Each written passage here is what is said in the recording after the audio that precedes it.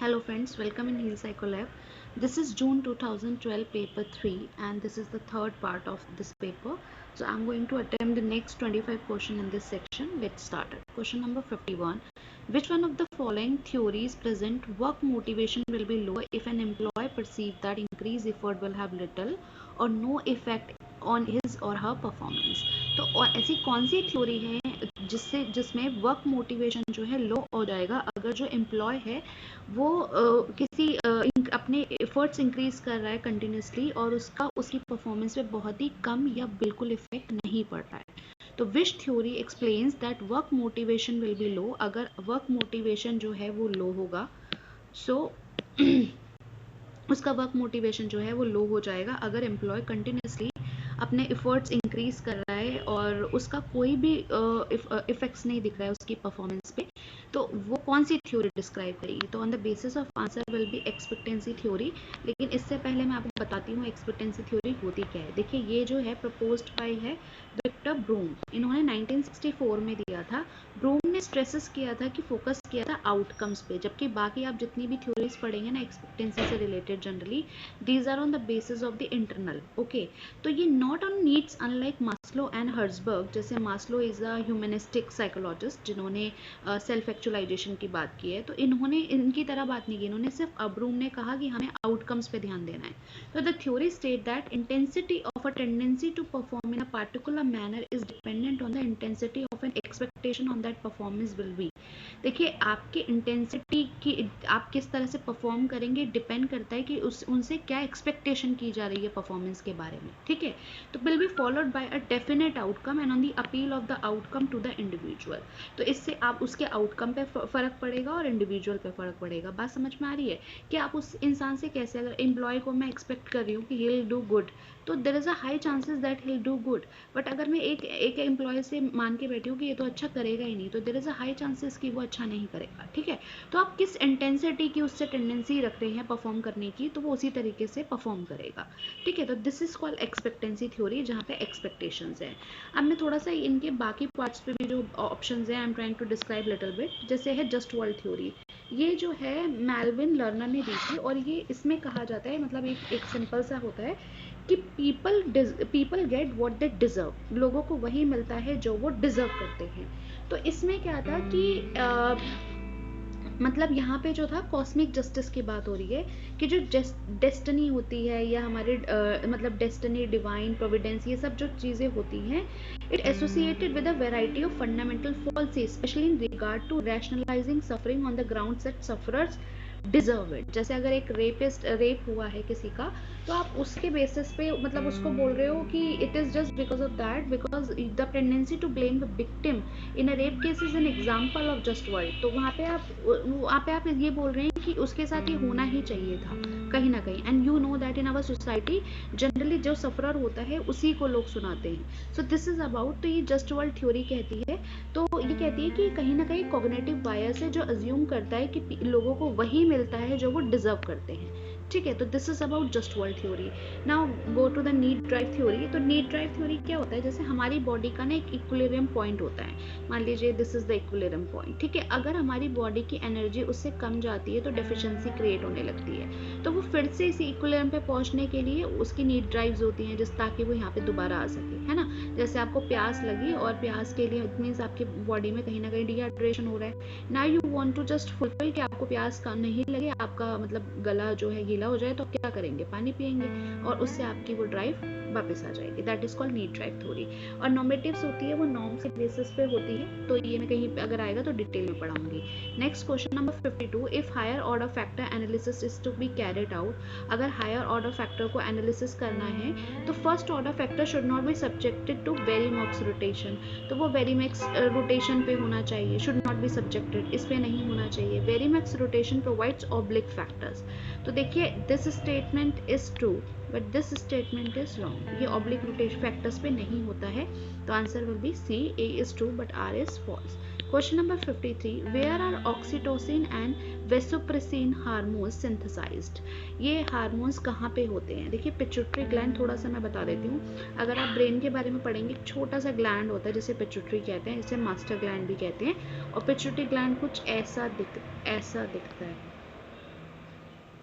और ये 2 पार्ट्स में डिवाइड होगा। इसे बोलेंगे एंटीरियर पोस्टीरियर पिट्यूटरी ग्लैंड और इसे बोलेंगे पोस्टीरियर। ठीक है, ये जो गोनाड्स होते हैं ये हमारे कहीं ना कहीं सेक्सुअल चीज़ों से रिलेटेड, सेक्सुअल ग्लैंड से रिलेटेड होता है। And hypothalamus in our brain which is responsible so many things. और यहाँ पे भी वही बात कर रहा है, ऑक्सीटोसिन जो होता है ये हमारे हैप्पीनेस के लिए एक हार्मोन होता है।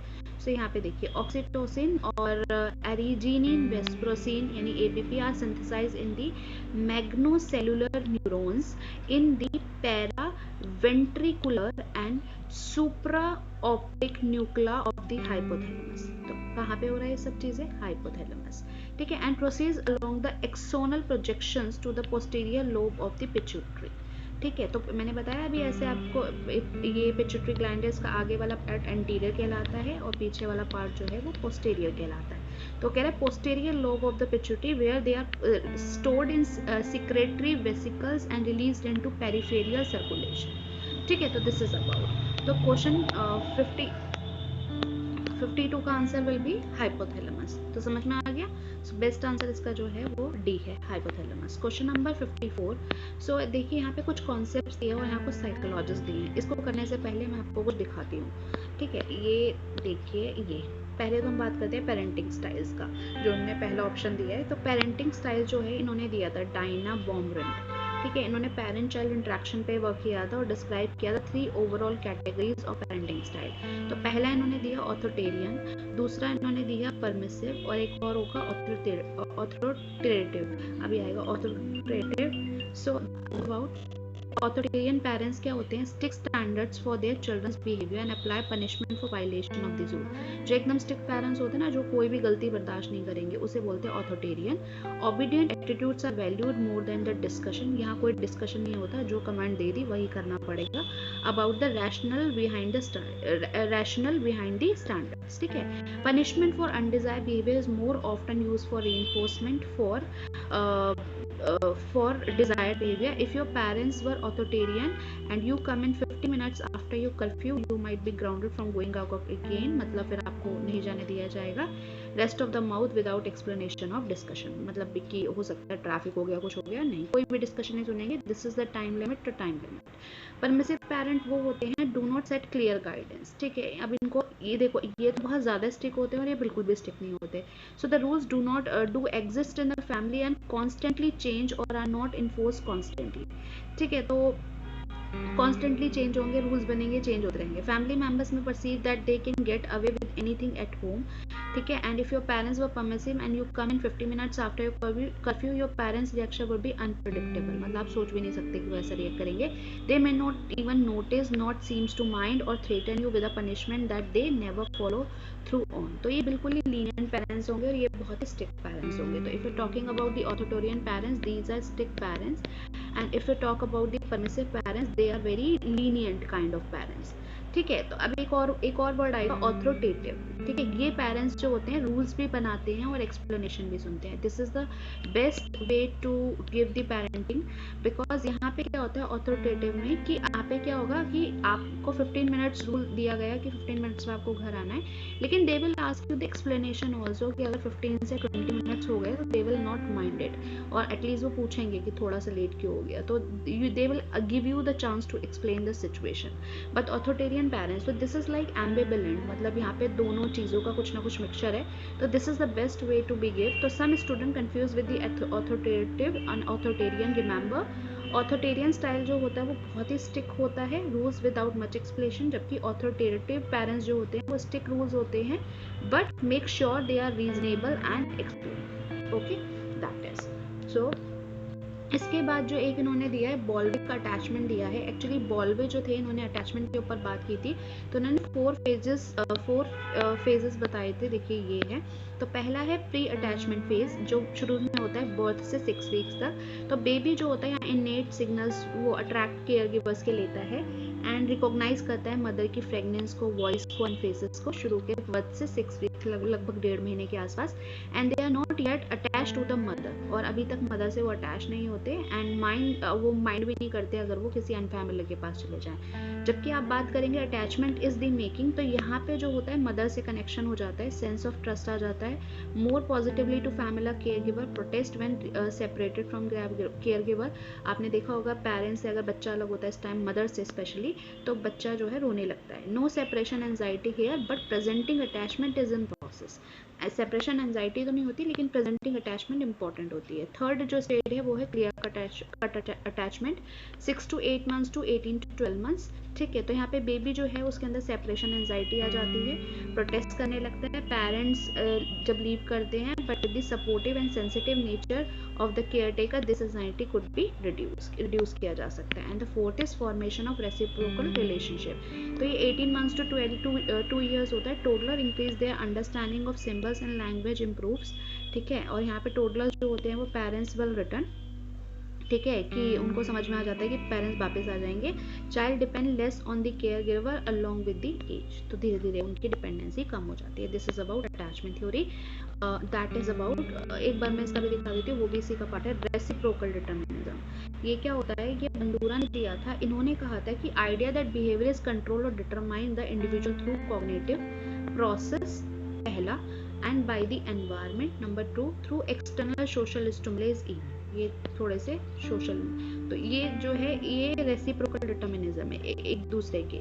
तो Bandura explain how the factors of environment, personal characteristics and the behaviour can interact to determine future behaviour. तो एक एनवायरनमेंट हो गया, दूसरा आपके पर्सनल कैरेक्टरिस्टिक्स हो गए, और फिर आपका उससे क्या होगा, तो बिहेवियर जो है, तो वो जो है आपका डिटरमाइन करेगा फ्यूचर बिहेवियर कि आप कैसे रिएक्ट करेंगे। ठीक है, तो इसमें ट्राइडिक में आ गया बिहेवियर, कॉग्निटिव एंड एनवायरमेंटल, इसे ही बोलते हैं रेसिप्रोकल डिटरमिनिज्म, बंडूरा ने दिया था। ठीक है, so on the basis of the question, अगर आप 54 देखिए तो यहाँ कुछ उन्होंने पेरेंटिंग स्टाइल, अब तो क्लियर हो गया होगा, है ना, parenting style given by the Baumrind, Diana Baumrind नाम था इनका, attachment given by the Bowlby, reciprocal determinism by given by the Bandura, and ये सेंट्रेशन ये पियाजे ने दिया, इसका भी मैं दिखा देती हूँ। सेंट्रेशन एक तो on the basis of that answer will be C, और मैं सेंट्रेशन भी दिखा देती हूँ कि सेंट्रेशन का मीनिंग क्या था।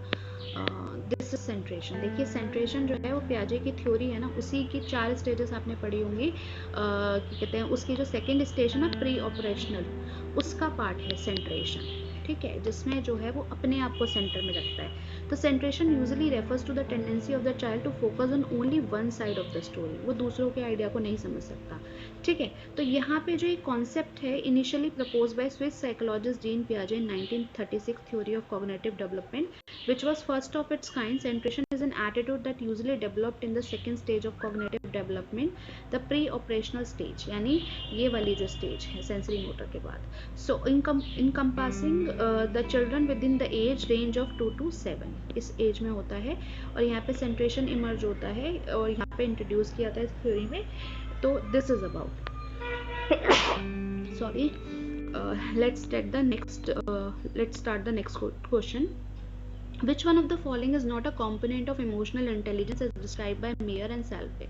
देखिए पहली बात इमोशनल इंटेलिजेंस की बात इन्होंने भी की थी, क्या कहते हैं, डैनियल गोलमैन ने। ठीक है, लेकिन अभी मैं इनकी बात कर लेती हूँ, अभी इनकी मेयर सॉल्वे की। तो मैं इस क्वेश्चन को करने से पहले आपको कुछ दिखाती हूँ। ये देख रहे हैं, ये एक प्यूम मॉडल है, देख रहे हैं, इस प्यूम मॉडल में सबसे पहले इमोशनल इंटेलिजेंस में आप परसीव करते हैं, क्या परसीव करते हैं, इमोशंस को, बॉडी लैंग्वेज को, वर्बल एक्सप्रेशन, जैसे आप किसी को देखते हैं। उसके बाद आता है using emotions to promote clear thinking, फिर आप इमोशंस यूज करते हैं क्लियर थिंकिंग प्रमोट करने के लिए। फिर आप अंडरस्टैंड करते हैं, understanding emotion, interpreting them accurately, कि वो क्या इमोशंस प्रेडिक्ट कर रहे थे उसको अंडरस्टैंड करने की। और फिर उन इमोशंस को आप मैनेज करते हैं, managing emotional to react appropriately, जिसे हम बोलते हैं रेगुलेशंस ऑफ इमोशन, किस तरह से हम अपने इमोशंस को रेगुलेट करते हैं। और all this factor makes up emotional intelligence, यही बात इन्होंने की है। तो अगर आपको वो समझ में आ गया तो उसके बेसिस पे आप इजीली इसको कट आउट कर सकते हैं कि क्या चाहिए। The ability to use emotion to facilitate thinking, यहाँ ऐसी कोई बात नहीं हुई। The ability to perceive, appraise and express emotional accurately, accurately की कोई बात बात नहीं हुई है. The ability to perceive, appraise and express emotion appropriately, not at all. Fourth option अगर देखेंगे, the ability to adapt to a new and different context, select appropriate context and effectively shape one's environment to suit one's needs. अगर आप पढ़ेंगे उसके basis पे भी answer will be ए, बाकी कोई आंसर नहीं होगा. ठीक है. And next is which of the following are the characteristics of Cattell's culture fair intelligence test. पहले हम ये देखते हैं कि क्या है कल्चर फेयर. देखिए कैटल जो थे इन्होंने एक टेस्ट दिया था, रेमंड कैटल ने, response to the culturally biased intelligence test at the time, क्योंकि उस टाइम जो है कल्चरली बायस्ड टेस्ट बहुत ज़्यादा चल रहे थे, जैसे बिने का टेस्ट था. तो उसमें जहाँ पे लैंग्वेज आ जाएगी वहाँ कल्चर का वो आ जाएगा और बायस्ड हो जाएगा. Despite this attempt to measure intelligence accurately, researcher later conclude he was not entirely successful. It was after the criticism of the assessment that Cattell suggested that the general intelligence considered fluid and crystallized. तो उन्होंने बात किया कि general intelligence के दो parts होते हैं, fluid और crystallized. Unlike more commonly used IQ tests, the CFIT यानी Culture Fair Intelligence Test utilize a standard deviation of 24 यानी और हैंडम मीन ऑफ. तो इनका जो एवरेज IQ था वो 96 था और इसमें प्लस माइनस कितना हो सकता था, 24. ठीक है. अब इसका मैंने एक फोटो दिखा रही हूँ कि कैसा दिखता है. देखिए ऐसा था कल्चर, कि कौन सी फिगर यहाँ पे आके इसको कंप्लीट करेगी इनमें से. सो दिस इज कॉल्ड, ये आजकल आप कॉम्पिटिटिव एग्जाम में भी इस तरह की पिक्चर्स देखते हैं. तो this is about culture fair test. ठीक है. तो यहाँ पे उसी की बात हो रही है. तो अब आप ही देखिए, जब मैंने आपको वो भी दिखा दिया तो यहाँ पे किस किस की बात होगी, स्पीड की बात होगी. ठीक है, क्योंकि जल्दी जल्दी करना होता है ये. इसमें पावर यानी डिफिकल्टी लेवल बढ़ता जाएगा और ये नॉन वर्बल है यानी विदाउट लैंग्वेज है. तो अगर आप ऑप्शन के बेसिस पे देखें, क्योंकि चारों ऑप्शन तो है नहीं, तो हमारे वैसे भी 3 ऑप्शन शुरू के करेक्ट हो गए, तो on the basis of answer B. और परफॉर्मेंस वैसे भी नहीं होगा क्योंकि कहीं ना कहीं नॉन वर्बल में आ गया. Next go for 57. Technique of shaping is based on which of the following principle. पहले शेपिंग पढ़ते हैं क्या होता है. ये देखिए, शेपिंग को बोलते हैं सक्सेसिव अप्रोक्सीमेशन. ठीक है. Breaking up large task into a smaller chunks to make it easier to complete. जैसे हम लोग क्या करते हैं स्टडीज में, व्हाट वी डू, कि मान लीजिए मैंने अगर अपने स्टडी का कल शेड्यूल बनाया, if I have made the schedule, what will I do, मैं इतना सारा शेड्यूल बना लेंगे हम और इतना सारा उसमें रख लेंगे और उसको पूरा एक ही उसमें डालेंगे कि ये पूरा चैप्टर खत्म करना है मुझे, अगर चाहे वो 20 पेजेस या 30 पेजेस का चैप्टर क्यों ना हो. अब वो जब मैं लेके बैठूंगी ना तभी मेरे को सर दर्द होने लगेगा, अरे यार इतने सारे पेजेस पढ़ने पड़ेंगे आज ही I have to finish this chapter. तो वो मुझे ना बड़ा टारगेट लगेगा, जिसकी वजह से क्या होगा दैट या तो मैं उसे छोड़ ही दूंगी या अटेम्प्ट भी करूंगी तो पूरी तरीके से नहीं करूंगी. ये कहता है कि हमें क्या करना चाहिए, we should make a small goals. ठीक है. और हर गोल्स पे रिवॉर्ड. तो we should make this successive approximation, जिससे क्या होता है हम लास्ट टास्क को स्मॉलर चक्स में कर लेते हैं और वो स्मॉलर करते करते पता भी नहीं चलता और ईजियर कंप्लीट हो जाता है. इसके बाद भी मैं 2 चीज़ दिखाती हूँ. ये वैसे ऑपरेंट का पार्ट है, लेकिन उससे पहले मैं आपको एक चीज़ समझा दूँ कि ऐसे 2 वर्ड्स आते हैं, शेपिंग एंड चेनिंग. लोग इसमें कंफ्यूज हो जाते हैं. शेपिंग, देखिए चेनिंग का मतलब ही होता है कि आप पूरा गोल पे पहुंचेंगे, you will reach the goal. जबकि shaping is a part between that कि you only will complete the small steps. तो shaping is a way of teaching complex behavior in which one first reinforces small steps in the total activity. यहाँ small लेंगे तो यानी चेनिंग के बीच में जो step होंगे उसे हम बोलेंगे शेपिंग. और जबकि चेनिंग जो है वो कंबाइनिंग द स्टेप्स है in a sequence to progress towards a final action. तो मान लीजिए ये मेरा गोल है, तो इसके लिए मुझे इतने रास्ते चाहिए, तो ये कंप्लीट किया तो दिस इज कॉल्ड शेपिंग. ये पहला शेपिंग हो गया, दूसरा हो गया, ये तीसरा. लेकिन जब मैं ओवरऑल देखूंगी कि शेपिंग से लेके इस गोल तक की जर्नी, दैट इज कॉल्ड चेनिंग. बात समझ रहे हैं. तो चेनिंग में final goal reaching is very important, जबकि शेपिंग में is not that important. Shaping में सिर्फ जो आप स्मॉल स्टेप चल रहे हैं वही इंपॉर्टेंट है. आपने पहली सीढ़ी चढ़ी वही इंपॉर्टेंट. अब उसके बाद फिर आपकी दूसरी सीढ़ी आएगी. यहाँ पे नहीं होगा कि आपको डायरेक्टली 5 सीढ़ी दे दी चढ़ने के लिए, भैया चढ़ के दिखाओ. This is shaping. No, shaping is going by one और chaining is to reach the goal. और okay, understood. So on the basis of that the answer will be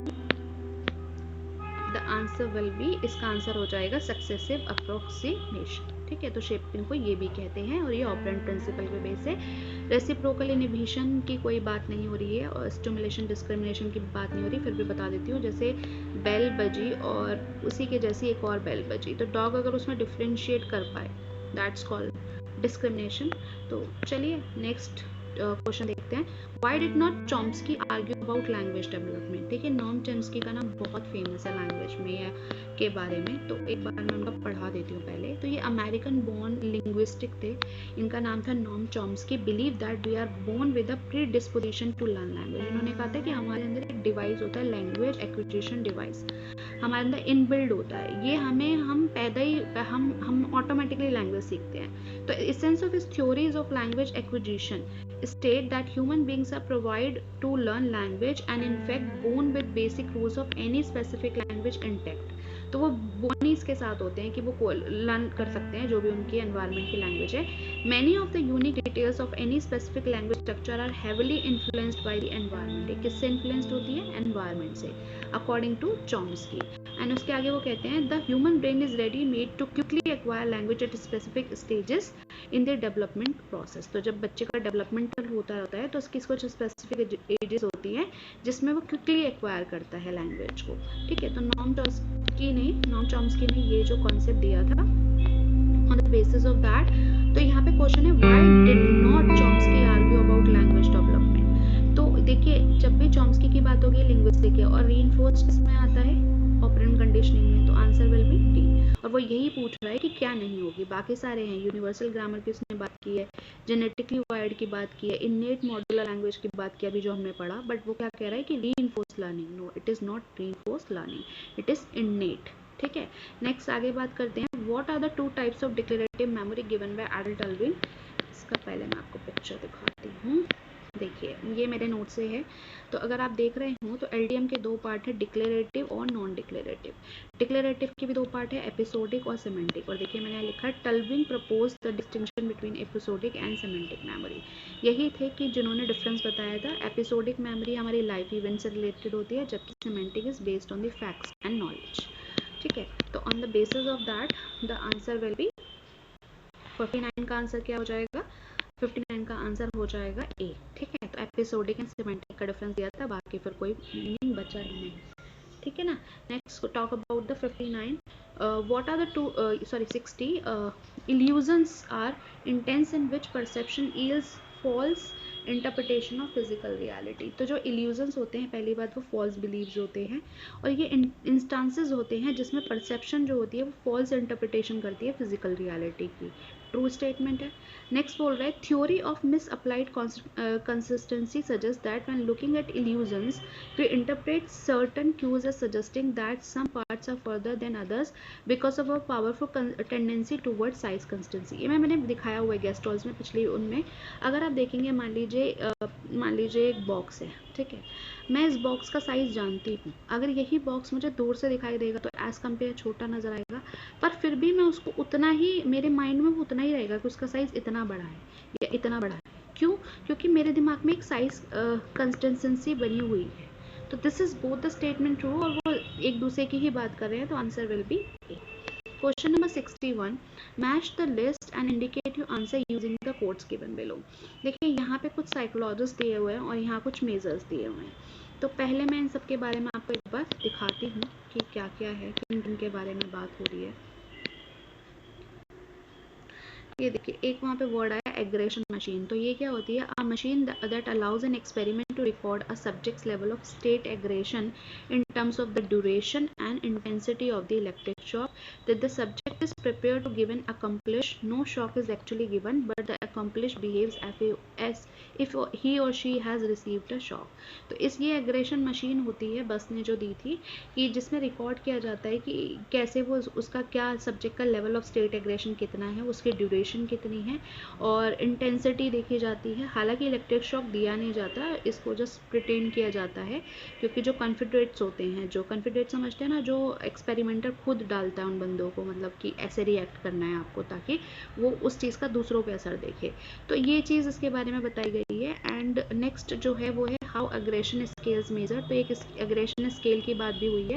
तो इसमें जो है 4 चीज़ें, 4 फैक्टर्स मेजर होती हैं। पहला तो फिजिकल एग्रेशन, कि आप फिजिकली कैसे किसी को मार रहे हैं, पीट रहे हैं।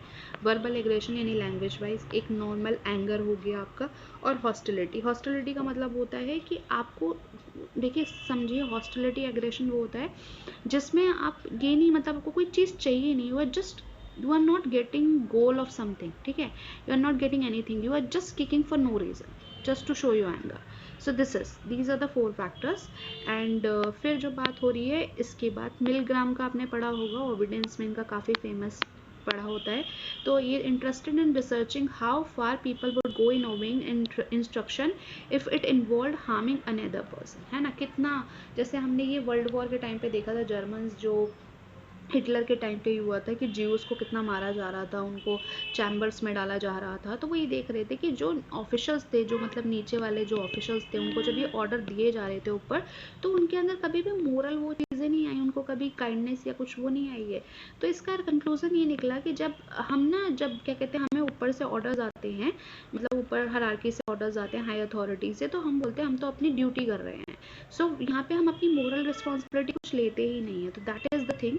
Stanley Milgram was interested in how easily ordinary people could be influenced into committing atrocities. For example, Germans in World War II. तो इसके बारे में बात हुई थी, ठीक है. फिर इन्होंने एक और बात की है, रोजनविक पिक्चर फ्रस्ट्रेशन टेस्ट. ये एक ना प्रोजेक्टिव टेस्ट है जिसमें ना कुछ पर्सनालिटी करेक्टरिस्टिक्स एसेस किए जाते हैं. इसमें कुछ सीन्स दिखाए जाते हैं और फ्रस्ट्रेटिंग सिचुएशंस के, और बोला जाता है कि जो फ्रस्ट्रेटेड पर्सन है depicted would probably do how the subject would react in such situation. तो मतलब आप होते तो वहाँ कैसे रिएक्ट करते. तो मैं इसका आपको देखो यहाँ पे भी कुछ है कि Rosenzweig picture frustration study show a picture of frustrating scene with an open speech bubble fill in the speech. तो आपको वो ब्लैंक्स भरने होते हैं, और इसमें 3 फॉर्म्स होते हैं, child, adolescence and adult. 24 cartoons दिखाए जाते हैं, और इसको चेक कैसे किया जाता है, direction of aggression, type of aggression, need, persistence. तो मैं एक आपको पिक्चर दिखाती हूँ, ये कुछ ऐसा होता है, ठीक है. तो this is okay, so that is, and on the basis of that your answer will be for that, the answer will be the इसको फिर हम मैच कर ही सकते हैं. सो आपका आंसर वैसे बी है. तो बस का हमने पढ़ा है कि बस का क्या हो गया, एग्रेशन मशीन हो गई. एंड मिलग्राम का ओबिडेंस लेबोरेटरी, ये शॉक जनरेटर हो गया. रोजनविक का पिक्चर फ्रस्ट्रेशन, एंड स्पिलबर्गर का स्टेट ट्रेट एंगर इन्वेंट्री, ठीक है. Next, components of empathy. यार देखिए, एम्पैथी की किसने बात की थी, एक ह्यूमनिस्टिक साइकोलॉजिस्ट थे जिनका नाम था कार्ल रोजर्स, उन्होंने इसकी बात की थी, ठीक है. तो I am just showing you the picture. देखिए, कार्ल रोजर्स के हिसाब से उनके लिए 3 चीज़ें इंपॉर्टेंट थी वैसे. तो यहाँ पे perceive the internal frame of reference to another with accuracy, जिसे हम बोलते हैं जेन्युइननेस. उन्होंने पहली बात की थी कि आप जेन्युइन होना चाहिए, आपके अंदर एम्पैथी होनी चाहिए, और आपके अंदर अनकंडीशनल पॉजिटिव रिगार्ड होना चाहिए.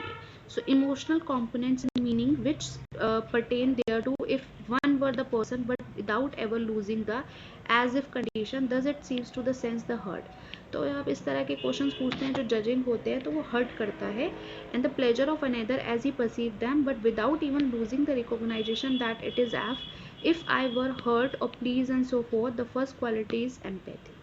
तो अगर आप किसी की एक्सपीरियंस को समझ सकते हैं, है ना, तो that's called empathy. The second quality is genuineness, जिसकी मैंने अभी बात की. And the third quality is non possessive warmth, जिसे अनकंडीशनल पॉजिटिव रिगार्ड भी कहते हैं. तो जनरली इस पैरा का मतलब यही है कि कार्ल रोजर्स जो हैं उनके लिए एम्पैथी के क्या वो थे. तो on the basis of that your answer will B that is components of empathy. यार इसमें जो होंगे तो वो परसीविंग है and communicating. This is the components of empathy. तो परसीव करना और कम्युनिकेट करना. Question number 63. Paper, pencil, self-report, personality inventories are very useful in personal selection. No, it is not. And in selection situation, paper, pencil, self-report inventories are sensitive to impression management. हाँ, ये management मतलब impression के लिए थोड़ी सी sensitive होती है, repo formation में होती है important. So answer will be this is true. So A is false and R is true. Question number 64. तो यहाँ पे आपको कुछ इन्होंने मल्टीपल कोरिलेशन दिए हैं और इन्होंने बोला है कि कौन सा इसमें से फॉल्स है.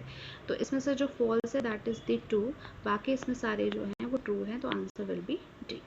Next, question number 65. Which of the following components have been proposed by Torrance. देखिए, टॉरेंस ना क्रिएटिविटी के बारे में बात करते हैं, तो हम बात करते हैं क्रिएटिविटी के क्या क्या लेवल होते हैं और फिर उसके बेसिस पे समझते हैं, ठीक है.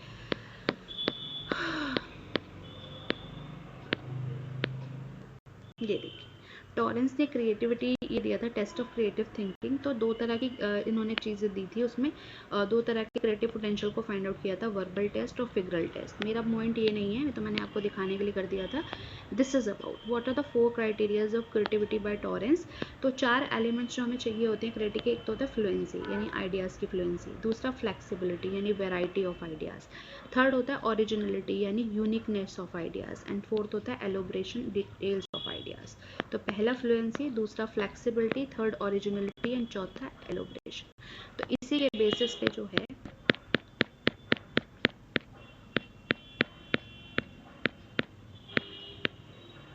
इसी के बेसिस पे अगर आप आंसर देखेंगे तो आप इजीली फाइंड आउट करेंगे। देखिए इसमें एलोब्रेशन की लास्ट वाली बात थी, फ्लेक्सिबिलिटी की बात थी, एक फ्लुएंसी थी और एक ओरिजिनलिटी थी। तो ट्रांसफॉर्मेशन नहीं है और डाइवर्जेंट थिंकिंग नहीं है, ठीक है। तो on the basis of the answer will B 2 and 4, ठीक है ना। क्वेश्चन नंबर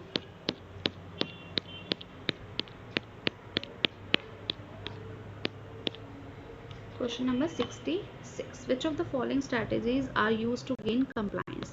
पहले compliance का मतलब समझिए। compliance का मतलब होता है जब हम ऐसी कोई सोशल सिचुएशन में हो जहाँ पे हम चेंज जो है मतलब हम चेंज हो रहे हैं because somebody is requesting us to change. एक होता है, 3 तरह की चीज़ें होती है। पहला होता है कन्फॉर्मिटी। कन्फॉर्मिटी का मतलब होता है कि nobody is asking me to change but I am changing my self. Suppose मैं एक स्कूल में जा रही हूँ, वहाँ सारी लेडीज़ साड़ी पहन के आ रही हैं, तो मैं साड़ी पहन के नहीं जाती, बाकी साड़ी पहन के आती हैं। तो मैंने कहीं ना कहीं अपने अंदर चेंज लाया कि यार मैं भी साड़ी पहन के आती हूँ। तो this is called conformity.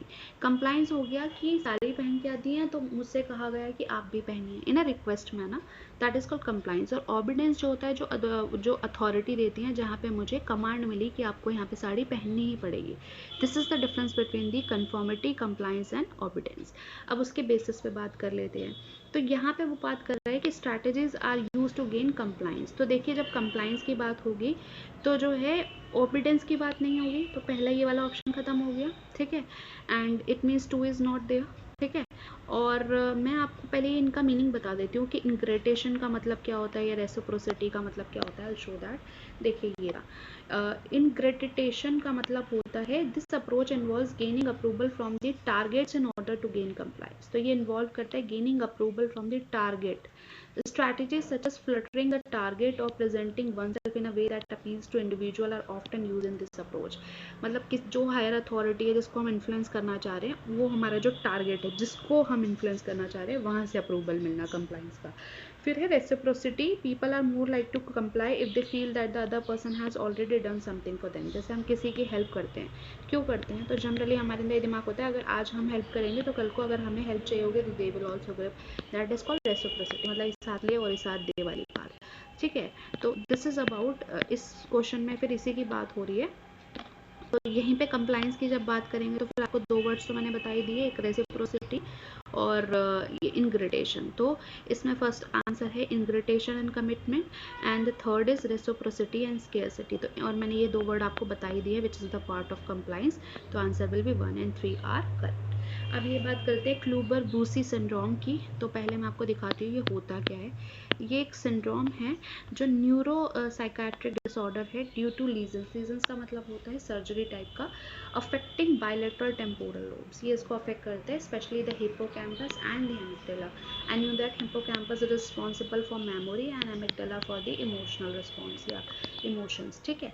It is characterize by the hyperorality, hypermetamorphosis, hypersexuality, bulimia, placidity, visual agnosia and amnesia. तो इनके लिए अब देखिए ये सब होंगे क्योंकि हिप्पोकैम्पस और एमिगडाला अफेक्ट हो रहे हैं। So this is about on the basis of that your answer will B कि वो कह रहा है कि इसमें से कौन सा कंपोनेंट नहीं है। अभी रुको मैं इसका एक और दिखाती हूँ जिसमें मैंने इसके कंपोनेंट्स नहीं डाले हैं। चलिए, तो on the basis of that अगर आप इसका कंपोनेंट्स की बात करते हैं तो उसमें इडिबल की बात नहीं होती है, उसमें टेंडेंसी टू इन्वेस्टिगेट ऑब्जेक्ट होती है with the mouth, lack of fear होता है, सेक्सुअल एक्टिविटी होती है डायरेक्टेड एट इनअप्रोप्रिएट ऑब्जेक्ट्स। मैं एक बार देखती हूँ if I can give you something.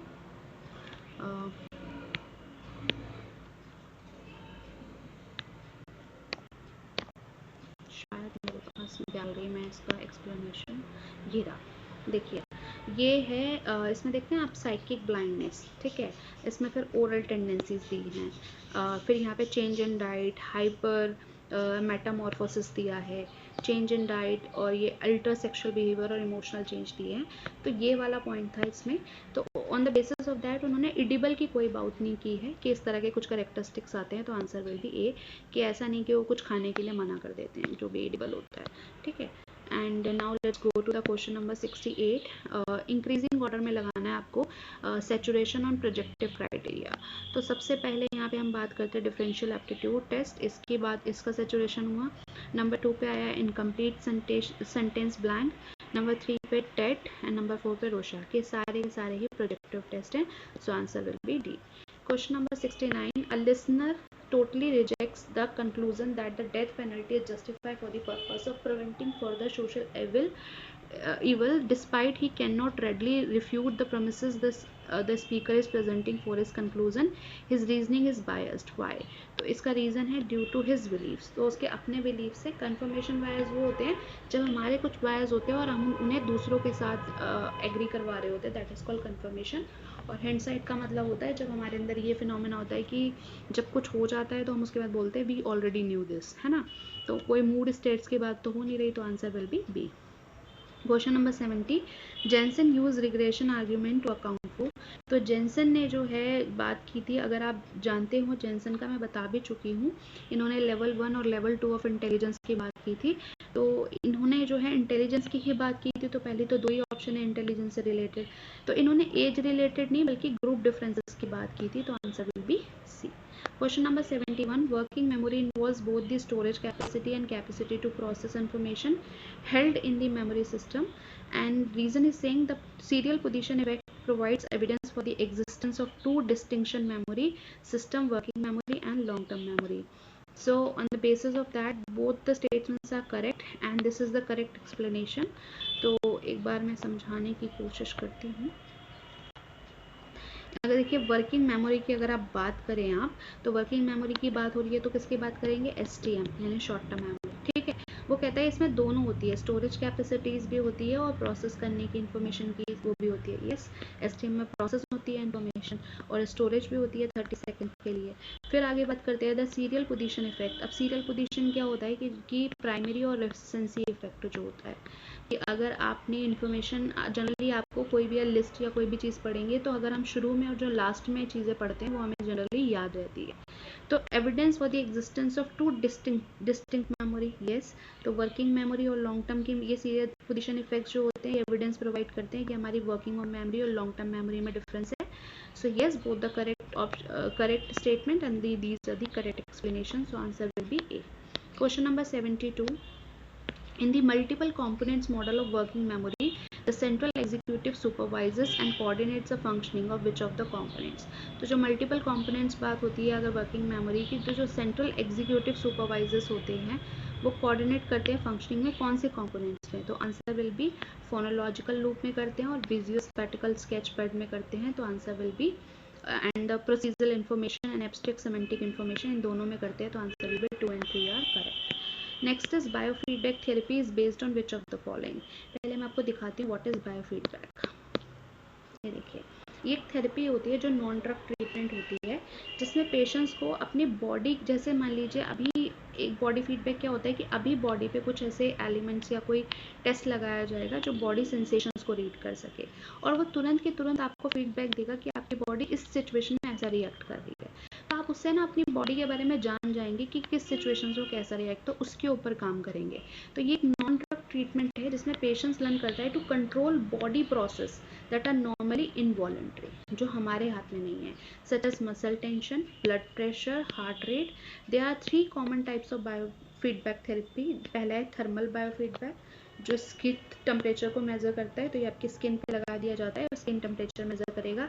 फिर आता है इलेक्ट्रोमायोग्राफी, देखो मायो की बात हो रही है तो muscles, it measures muscle tension क्योंकि मसल्स कितनी एकदम से कॉन्ट्रैक्ट हो जाती हैं, एक्सपेंड हो जाती हैं। एंड न्यूरो फीडबैक या जैसे हम EEG फीडबैक भी कहते हैं जिसमें आपके स्कल्प में कुछ इलेक्ट्रोड्स लगाए जाते हैं और उसके आपसे ब्रेन की एक्टिविटी रीड की जाती है, तो this is called biofeedback theory. Okay, तो on the basis of that your answer will be देखते हैं। और ये किसका पार्ट है, ये ऑपरेंट कंडीशनिंग का पार्ट है, तो आंसर विल बी सी। इसमें कोई ऑब्जर्वेशन तो हो नहीं रही, कोई स्टिमुले नहीं दिया जा रहा, ना ही कोई कॉग्निटिव लर्निंग हो रही है, so answer will be C. Question number 74, people go out for their way to maintain self esteem and to sustain the integrity of their self concept. तो जो लोग हैं वो अपने एक सेल्फ स्टीम मेंटेन करते हैं ताकि वो एक इंटीग्रिटी रख सके अपने सेल्फ कॉन्सेप्ट में। Self handicapping is a deliberate attempt to sabotage one's performance so as to have a readymade excuse for failure. तो बोथ आर द, मतलब ये रीजन कह रहा है कि सेल्फ हैंडीकेपिंग एक डेलिब्रेट अटेम्प्ट होता है अपनी परफॉर्मेंस के लिए कि हम एक रेडीमेड एक्सक्यूज रखें अपने फेलियर के लिए, ठीक है। तो दीज आर द करेक्ट, लेकिन ये दोनों कहीं रिलेशन नहीं दिखा रहे हैं, so answer will be B. 75, according to Freud different types of anxiety है। देखिए एंजाइटी जो इन्होंने डिफाइन की है फ्रॉइड ने, 3 तरह की एंजाइटी की बात की है। इन्होंने बात की है न्यूरोटिक की, मोरल की और रियलिटी की। स्टेट एंजाइटी की फ्रॉइड ने बात नहीं की है, तो answer will be 1, 3 and 4। So this paper 3 is completed now. तो मैंने आपको काफ़ी एक्सप्लेनेशन दी है, and if you like this video please like, share and subscribe and comment, and if you have any suggestions so please let me know. Thank you.